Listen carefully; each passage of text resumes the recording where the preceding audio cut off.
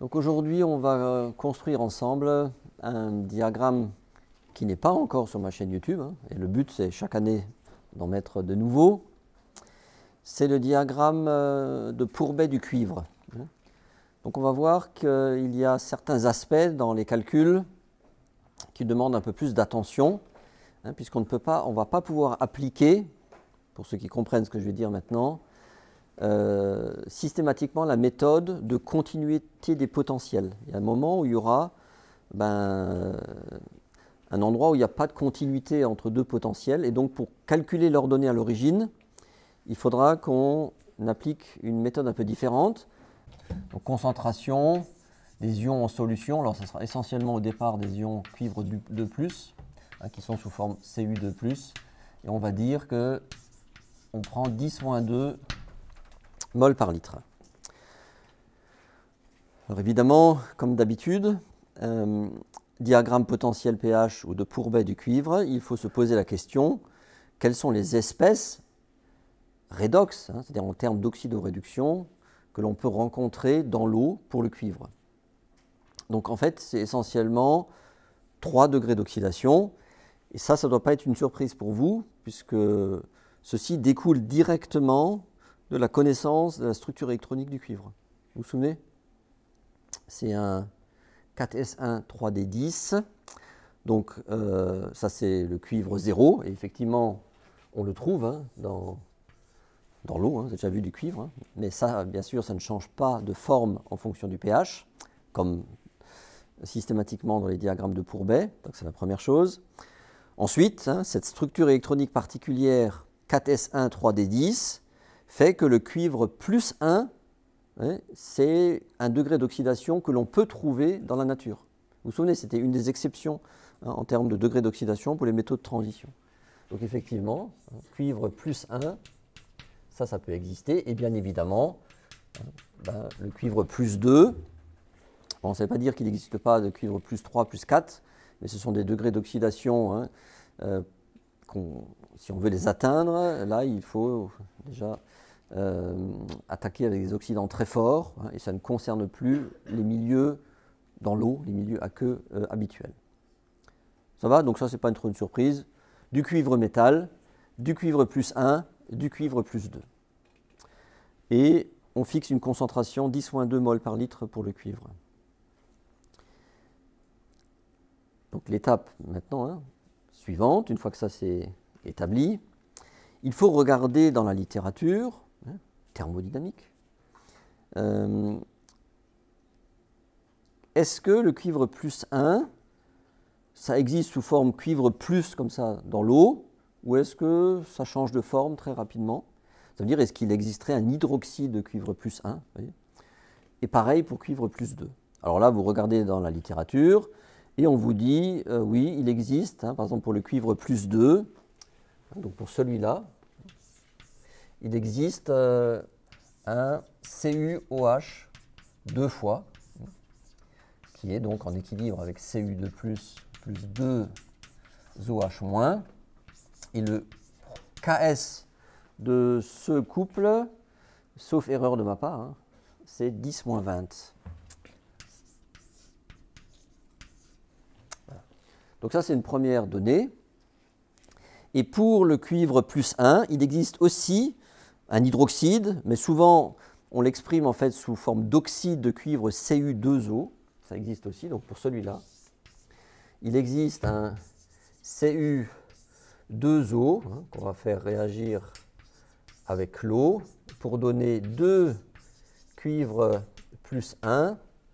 Alors qu'est-ce qui manque ici? Vous voyez bien, 2 OH-, 2 cuivre, 2 cuivre. C'est toujours du cuivre plus 2, c'est un phénomène de précipitation qu'on décrit là. L'oxygène, 1, 2, il y en a 2. Hydrogène, il y en a 2. Les charges, c'est correct. Et ça, là aussi, sauf erreur de ma part, 10-30. Donc vous savez faire, on va le refaire très rapidement, vous savez, nous savons, calculer les pH de précipitation de ces oxydes ou de ces hydroxydes. Nous connaissons les valeurs c'est bien sûr cuivre 2+, mais on va prendre la même chose pour le cuivre plus 1 pour faire le calcul, c'est absolument nécessaire. il faut qu'on ait une valeur de la concentration des espèces en solution, hein, puisque quand on écrit, on va le faire, on va commencer par là, quand on écrit le produit de solubilité, hein, bien évidemment, donc celui-là on va y revenir tout à l'heure, on fait un calcul après l'autre sur le tableau. Donc ici, hein, je vous rappelle que ça veut dire que la concentration de Cu2+ fois la concentration en OH- au carré, hein, égale 10 moins 20. Hein. Si OH- est 10 moins 9, H3O+ vaut 10 moins 5, de telle sorte que le produit des deux soit 10 moins 14. Vous voyez, on revient toujours aux mêmes bases, donc pH 5. Donc ça veut dire ici, hein, on peut le mettre tout de suite, on a l'habitude, hein, puisqu'on est en train de construire un diagramme de répartition des espèces.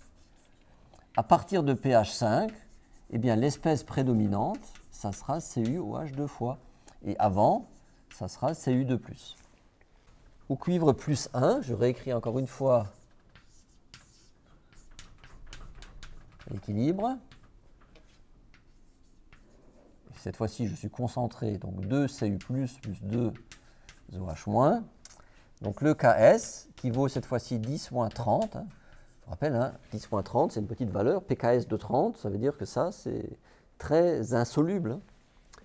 Eh bien, ça vaut cuivre 2 plus je vais y arriver, hein, au carré, fois OH- au carré. Et donc, ben, on connaît ça, 10 moins 2, hein, c'est ce qu'on a fixé. Donc, 10 moins 4, hein, si c'est au carré. Et puis donc, je le mets de ce côté-là. Donc, 10 moins 30 devient 10 moins 26, égale OH- au carré. Et donc, OH- égale 10 moins 13. Et si OH- égale 10 moins 13, alors monsieur, je te repose la question, quel est le pH? 1. Merci. pH 1. Voilà, donc ça veut dire que dès pH 1, là, eh bien, l'espèce prédominante, alors ici il y a une petite zone éventuelle, on va voir, hein, de cuivre plus 1. Et après, c'est Cu2O. Et le cuivre métal, par contre, c'est le cuivre métal, lui, bah, ça ne change pas de forme en fonction du pH. Hein. C'est un solide en solution, il n'y a pas de réaction acido-basique associée au cuivre 0. Hein. Donc lui, il reste toujours du cuivre métal. Maintenant, nous, on a besoin, évidemment, hein, des potentiels. Donc dans la littérature, hein, si vous regardez, on trouve en fait une valeur pour le couple Cu+, Cu0.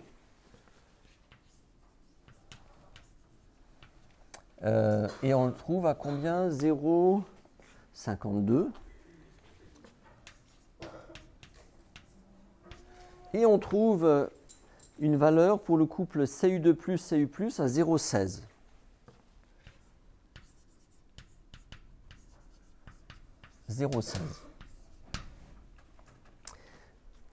Alors, ça c'est des valeurs que l'on peut trouver dans la littérature.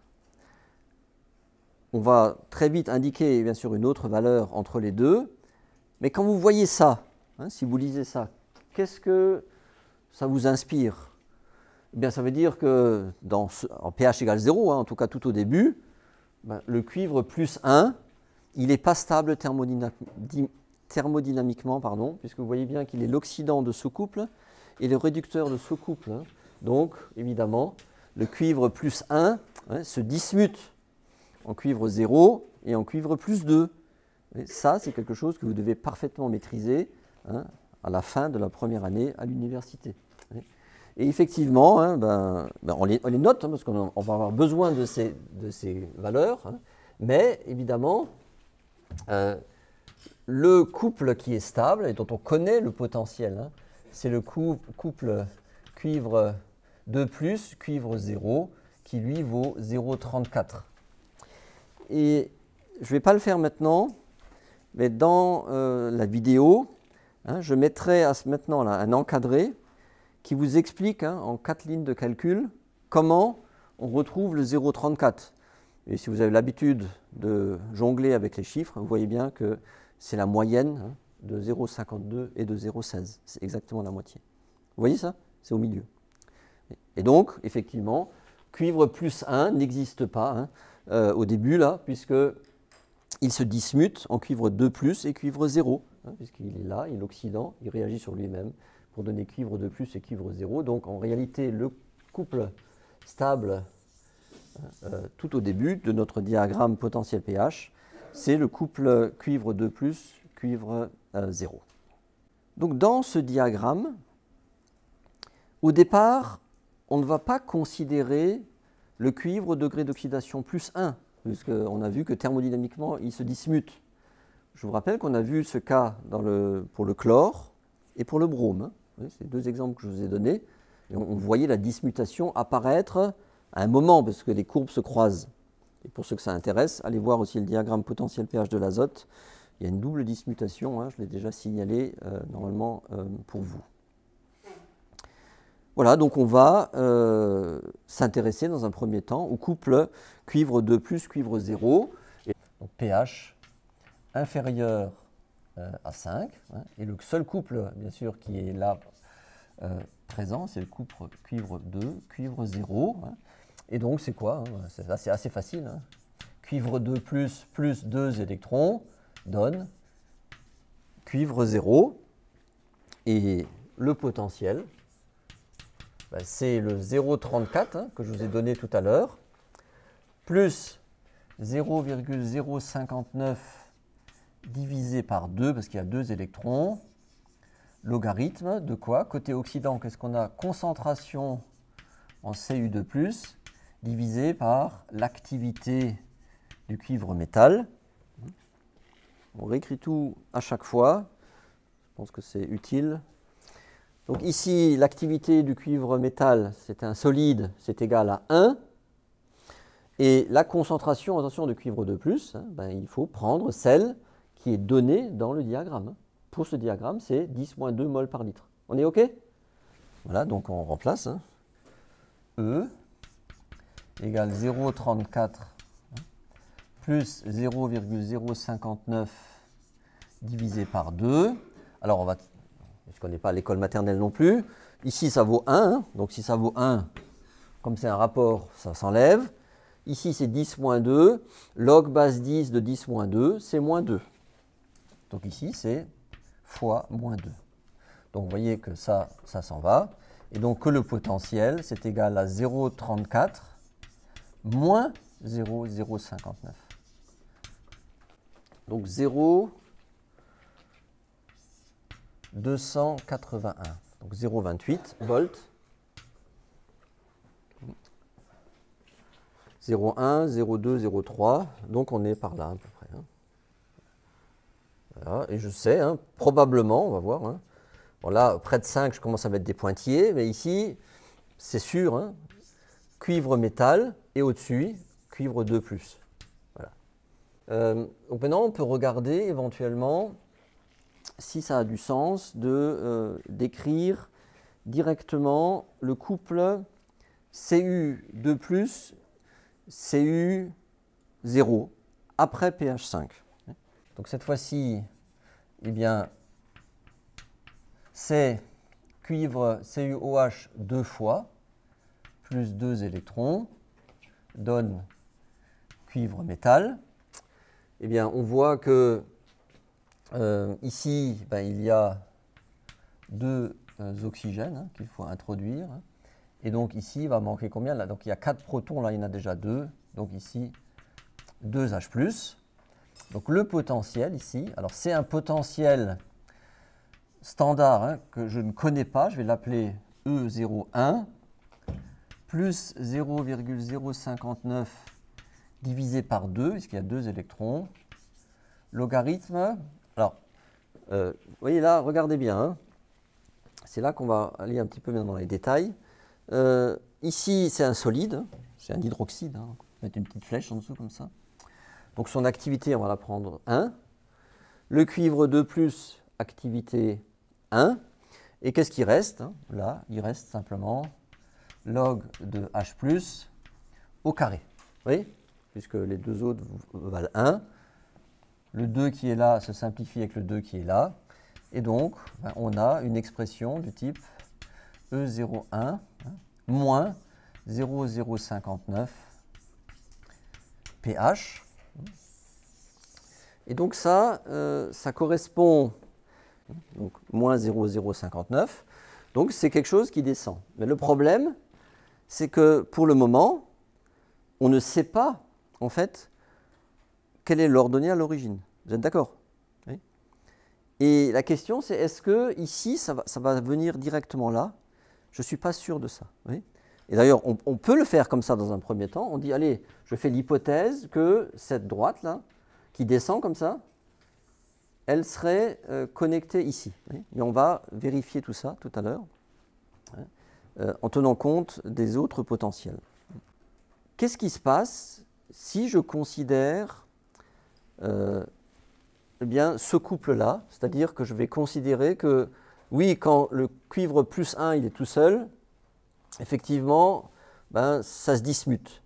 Mais si je considère Cu2O, eh bien, le couple, il est différent. Hein. Je peux le remettre ici, hein, je vous rappelle. Hein. On avait cuivre plus 1, cuivre 0, à 0 combien? 54, je crois, c'est ça? 52. Et on avait du cuivre 2 plus, cuivre plus à 0,16. D'accord? Alors, oui, là, à pH égale 0, ça se dismute.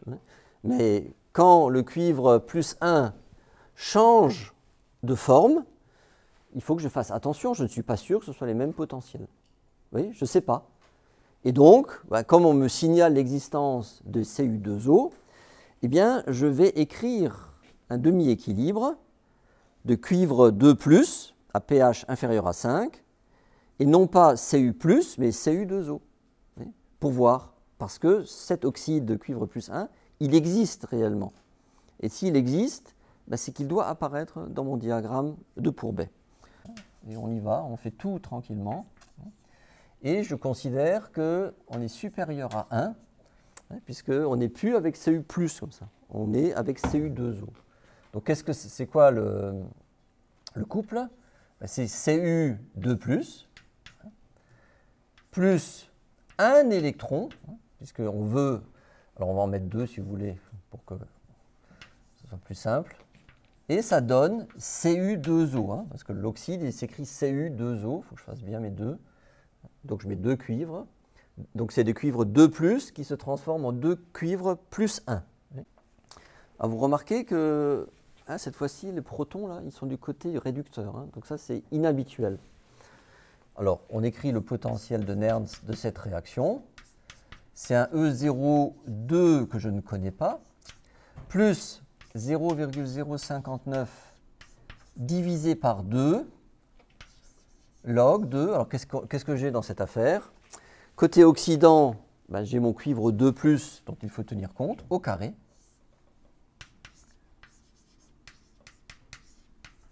Divisé, côté réducteur, ça c'est un solide, activité égale à 1.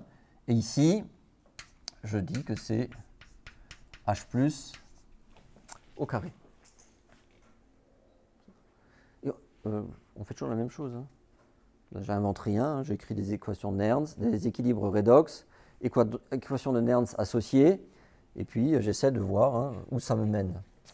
Alors, ici, E égale E02. On connaît la valeur du cuivre 2+. Oui. Donc, on va séparer en 2 morceaux. Donc ici, vous voyez que H+, cette fois-ci, il est en bas. Donc si je le remonte, ça fait H+ moins 2. Ici, ça va partir comme ça. Et en fait, on voit que cette fois-ci, ça fait plus 0,059 pH, puisque c'est moins 2, donc c'est à moins 0,059 log de H3+, de H+, et donc c'est plus 0,059 pH. Et il reste 0,059 sur 2 log de, alors concentration en Cu2+ au carré, on a vu tout à l'heure, c'est 10 moins 4. OK? Donc Ici, vous voyez, cette valeur-là, hein, on ne va pas la calculer, on pourrait, hein, mais ça ne nous intéresse pas maintenant directement. Je considère que c'est quelque chose qui est, c'est une constante, hein, ça rentre dans l'ordonnée à l'origine. Hein. Donc on va l'appeler E03, hein, pour pas confondre et pour mathématiquement être plus rigoureux, plus 0,059 pH. Alors, le problème, c'est qu'on ne connaît pas cette valeur, hein, cette ordonnée à l'origine, et en plus, je ne sais pas où ça commence en fait, ce truc. Vous voyez, je ne sais pas trop. Vous avez vu que là, on a un morceau, hein, de notre diagramme potentiel pH entre le cuivre plus 2 et le cuivre plus 1 sous forme d'oxyde de cuivre Cu2O, avec donc quelque chose qui monte comme ça. Et je ne sais pas pour l'instant où le mettre. Oui, je n'ai aucune idée. Et en fait, hein, ça commence. En plus, ce n'est pas ici, hein, vous voyez, c'est quelque part avant pH 5. Hein, donc c'est là, je ne sais pas. Vous voyez, vous êtes d'accord? Pour l'instant, on ne sait pas. Donc il y a un point d'interrogation ici. Comment je peux faire pour calculer l'ordonnée à l'origine de ce couple? Eh bien, l'idée, c'est d'utiliser en fait le pKs de cet oxyde de cuivre. L'idée est la suivante, c'est que ici, l'équation de Nernst est correcte. Vous voyez, à un pH supérieur à 1 et inférieur à 5, on a bien le cuivre de plus qui est prédominant comme ça c'est en solution, c'est bien, et le cuivre plus 1, on le représente sous sa forme prédominante. Simplement, en électrochimie, on est capable, hein, d'exprimer le potentiel d'une autre manière. C'est en fait de dire, même si ça c'est prédominant, eh bien du cuivre plus 1 en solution, il y en a un tout petit peu. Il y en a un tout petit peu. Il n'y a pas 0, hein. C'est le produit de solubilité, hein. Ce sont des équilibres thermodynamiques. Et donc, je peux écrire mon équilibre de manière un tout petit peu différente. Alors, ça, il faut qu'on le retienne, hein. Nous, on doit trouver quelque chose qui ressemble à ça. Alors, vous allez voir, hein, c'est un calcul qui est intéressant à faire. Donc ça veut dire que je peux aussi exprimer mon potentiel, eh bien, à partir de l'équilibre un peu plus simple. Hein. Donc on peut même le mettre ici directement, Cu plus 1 électron donne Cu plus 1. Mais ce Cu plus 1, il faut qu'on se souvienne qu'il n'est pas majoritaire en solution, et que sa concentration dans ce domaine de pH dépend évidemment de son Ks. Et donc ici, hein, je fais une petite remarque, je rappelle que Cu2O plus H2O donne, on l'a vu tout à l'heure, hein, 2 Cu plus 2 OH-. Et ici, ah, ça c'est intéressant, et ça c'est un Ks, on a dit que c'était 10-30, c'est une donnée thermodynamique évidemment, c'est Cu2 plus au carré fois OH- au carré. Vous vous souvenez? On l'a écrit tout à l'heure, hein, pour faire notre diagramme de répartition des espèces. Sauf que maintenant, on est dans une zone où on ne va pas prendre ici 10-2. 10-2, c'est quand le cuivre plus 1, il est majoritaire au début. Mais une fois que ce cuivre plus 1 a précipité, oui, majoritairement, il reste un peu de cuivre plus 1 en solution, et la concentration de ce cuivre plus 1 dépend évidemment du Ks et de OH-. Mais OH-, ça veut dire que ça dépend du pH. On est d'accord?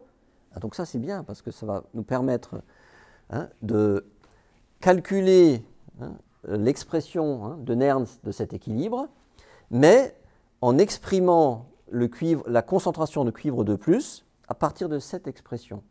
Le cuivre plus 2, lui, on connaît sa concentration dans ce domaine de pH, c'est 10-2. On y va? Vous avez vu? Donc ça c'est Mais attention, on change, c'est plus le même équilibre qu'on considère. Les deux sont justes. On peut écrire ça comme ça, ou on peut écrire ça comme ça. Mais cette concentration de cuivre plus 1, ce n'est pas 10 moins 2, puisque ce cuivre plus 1 n'est plus majoritaire en solution, et sa concentration est donnée par le Ks. Vous me suivez? Et vous verrez si vous, bon, je ne sais pas comment vous travaillez dans les livres, sur Internet, mais dans un certain nombre de livres, ils font systématiquement le calcul de l'ordonnée à l'origine, de mes droites là, de Nernst, à partir de ce type de calcul. Oui. Mais ici, on est obligé de le faire, parce que vous voyez, on ne sait pas, on connaît la pente, mais on ne sait pas l'origine de cette droite. On continue. Donc ici, qu'est-ce qu'on sait? On sait que, eh bien, cuivre plus 1, c'est quoi? Eh bien, c'est 10 moins 30 sur OH moins au carré, le tout racine carrée. Bon, en fait, c'est 10 moins 15 sur OH moins. Donc OH moins, je le remplace par son expression en fonction de H3O+. Donc ici, OH moins, eh bien, c'est 10 moins 14 divisé par H3O+. Donc on a 10 moins 15 divisé par 10 moins 14 fois H3O+. Directement la valeur de Cu2+, fonction du pH. Vous avez vu? Quand même chouette. Et il faut comprendre le sens. Ce n'est pas parce que quelque chose a précipité que l'espèce Cu2+ n'existe pas du tout. Elle est toujours présente. Et vous voyez bien sûr qu'elle dépend directement du pH. Plus le pH monte, c'est-à-dire plus cette valeur est petite, plus évidemment Cu2+ sera faible, sa concentration sera faible. Donc on connaît cette expression et on va regarder maintenant, on va écrire l'équation de Nernst pour cet équilibre. On se souvient, on va le laisser pour l'instant en bas, on se souvient que Cu+, on a sa valeur en fonction d'H3O+. Donc ici, l'équation de Nernst, eh bien c'est quoi? C'est, ça on connaît en fait l'ordonnée à l'origine de ce truc-là, c'est 0,16.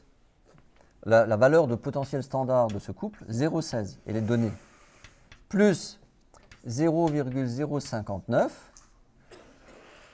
Il y a un électron, donc on divise par 1. Logarithme de quoi? Côté oxydant, c'est la concentration Cu2+, celle-ci on la connaît, ça vaut 10 moins 2, divisé par la concentration en Cu+, bon, j'écris une ligne de calcul supplémentaire, ça fait 0,16, plus 0,059, log de 10 moins 2, divisé par 10 moins 1 fois H3O+. Donc E égale 0,16. Qu'est-ce qu'on trouve ici? Alors, on va essayer de sortir. Ici, donc 10 moins 2 divisé par 10 moins 1, ça fait 10 moins 1. Donc ça fait moins 0,059, puisque log de 10 moins 1, ça fait moins 1. Et ensuite, il reste plus 0,059 pH.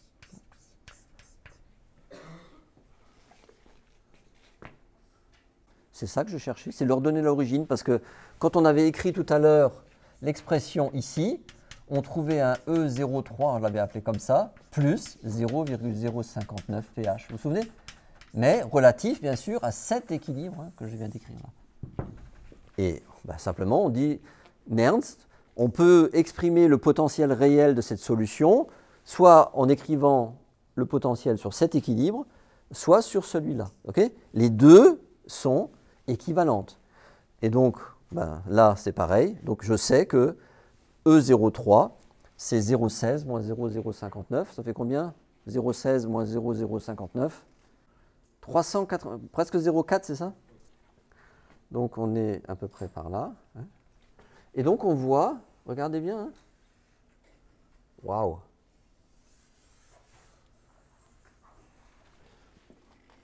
Mais à partir de ce point, regardez maintenant, ici, là, on a cuivre 2+, cuivre 0. Et ici, hein, on a cuivre 2+, et CuO. Oui. Eh bien, maintenant, là, le cuivre +1 devient stable. Tu vois? Il n'est plus dans cette situation-là, c'est-à-dire que les couples se sont inversés. Vous avez vu? Et ils se sont inversés sur ce point. Et est-ce que vous pouvez me calculer les coordonnées de ce point? Voilà. Et vous voyez que finalement, eh bien, tout ce qu'on a tracé tout à l'heure, eh bien, ça n'existe pas thermodynamiquement. Ça n'a aucun sens. Hein, puisque à partir de là, maintenant, il y a quelque chose qui s'est passé. Et ceci, bien sûr, est valable jusqu'à, pour l'instant, 5. Hein. Après, on va voir ce qui se passe. Donc ici, après, on a CuOH 2 fois. Hein, ça, on le sait. C'est le précipité. Et tout ça, c'est la zone de Cu2+. Il n'y a aucun problème. Est-ce que vous pouvez me calculer les coordonnées de ce point? On ne connaît pas le pH, mais par contre, on connaît le potentiel. Vous vous souvenez, c'est le potentiel que tu m'as calculé tout à l'heure. C'était combien? Ici, on va le noter là sur le diagramme. C'est 0, c'est 281, c'est ça? Oui? Voilà. Souvenez-vous. Hein? Et ça, c'était donc l'endroit où, hein, évidemment, cette partie de courbe n'existe pas. Hein, parce que là, en dessous, là, il y a dismutation entre le cuivre +1 et le cuivre, de cuivre +1 au cuivre +2 et cuivre 0. Et donc là, maintenant, nous avons une nouvelle droite hein, que nous venons de calculer. Je vous ai montré comment on peut déterminer l'ordonnée à l'origine. Et donc, vous pouvez me calculer le pH de ce point. Donc ça, c'est le point clé hein, de ce diagramme. Hein, c'est-à-dire, vous voyez, je sais qu'il y a un oxyde de cuivre. Et donc, attention, hein, les potentiels, bien sûr, sont comme ça. Mais lorsque c'est du cuivre +1 libre en solution. Mais quand il n'est plus libre, les potentiels, je ne les connais pas. Voyez, et comme je ne les connais pas, il faut que je fasse les calculs. Et bien, vous voyez qu'évidemment, hein, il y a une évolution de ces potentiels en fonction du pH. Grâce au produit de solubilité, j'ai pu calculer l'ordonnée à l'origine.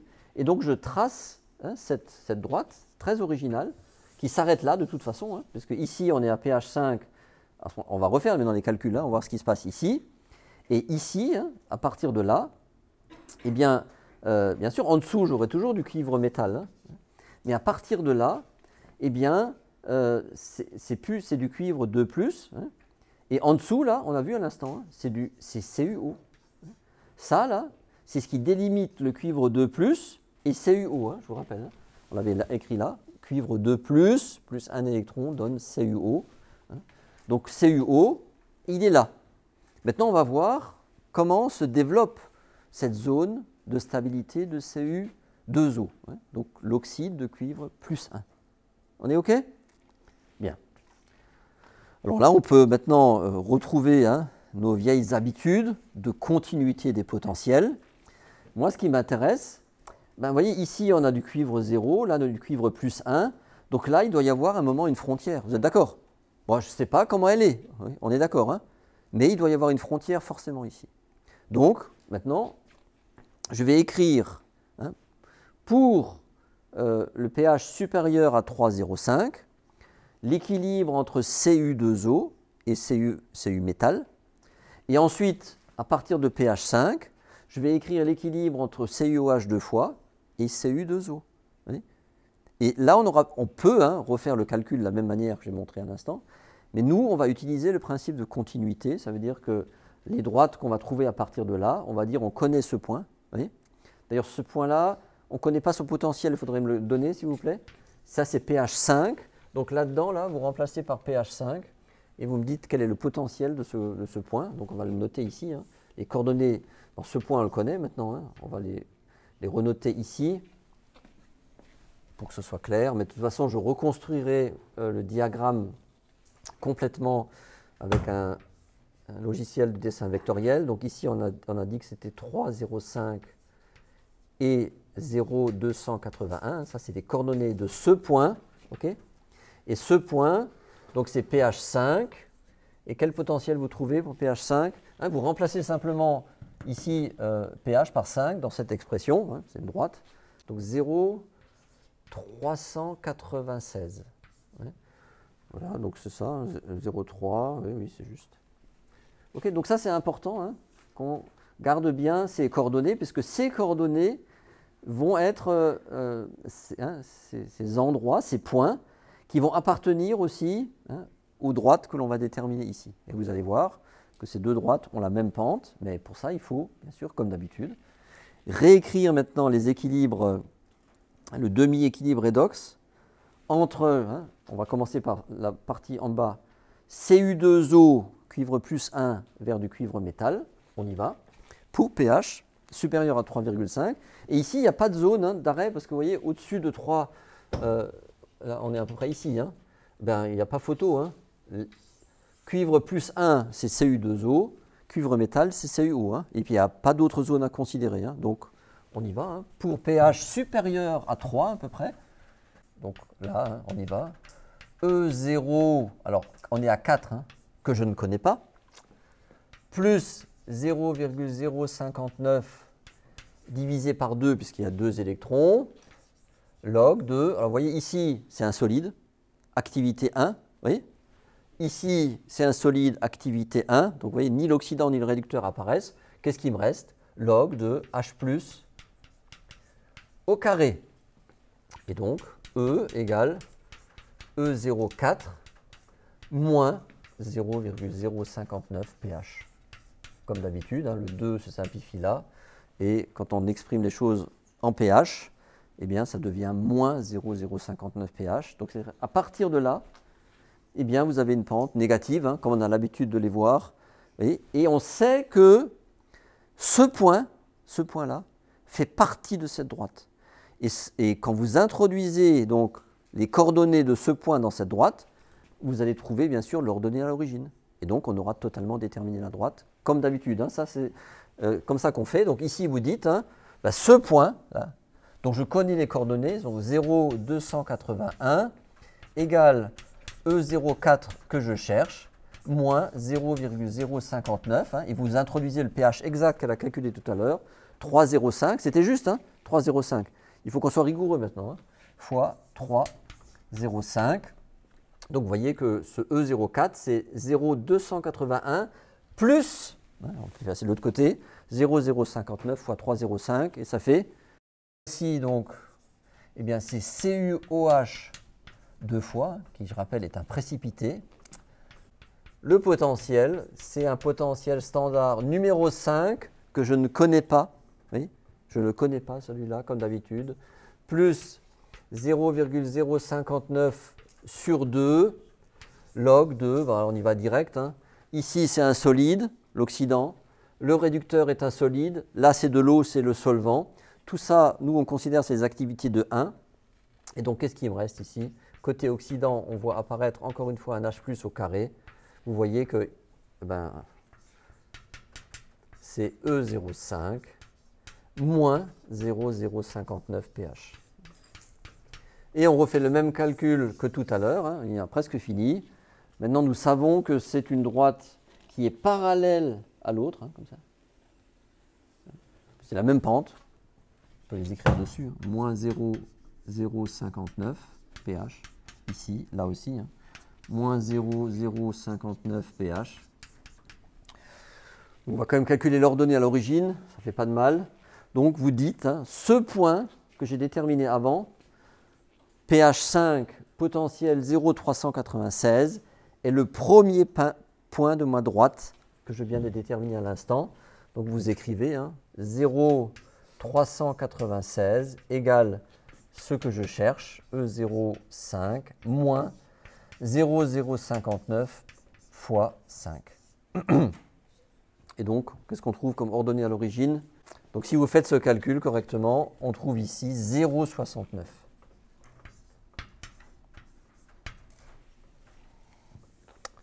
Voilà. Donc vous voyez, c'est un diagramme original. La difficulté par rapport au diagramme de Pourbet du fer, du cobalt, du thallium, qui sont explicités sur ma chaîne YouTube, vous pouvez aller voir, c'est que là nous avons une petite difficulté pour bien tenir compte de la présence de cuivre plus 1, mais non pas libre en solution, parce qu'on a vu qu'il n'est pas stable, mais quand l'hydroxyde ou l'oxyde de cuivre plus 1 précipite, eh bien, vous voyez, c'est ça qui explique là, cette partie-là. Ouais, on a vu, hein, qui monte comme ça. Et ça, c'est une particularité de ce diagramme. Et c'est ce qui rend sa détermination un peu plus difficile que les autres. Oui. Mais encore une fois, si on est rigoureux, si on comprend ce qu'on fait, on n'a rien fait de nouveau, hein, eh bien, on fait apparaître ça. On a montré simplement comment calculer l'ordonnée à l'origine de cette droite. Et une fois qu'on a fait ça, le reste, on peut le refaire comme d'habitude. On dit les potentiels sont continus, hein, et donc la droite qui est là, je connais un point de cette droite, ça permet de calculer l'ordonnée à l'origine. La droite qui est là, je connais son premier point, donc je peux calculer son ordonnée à l'origine.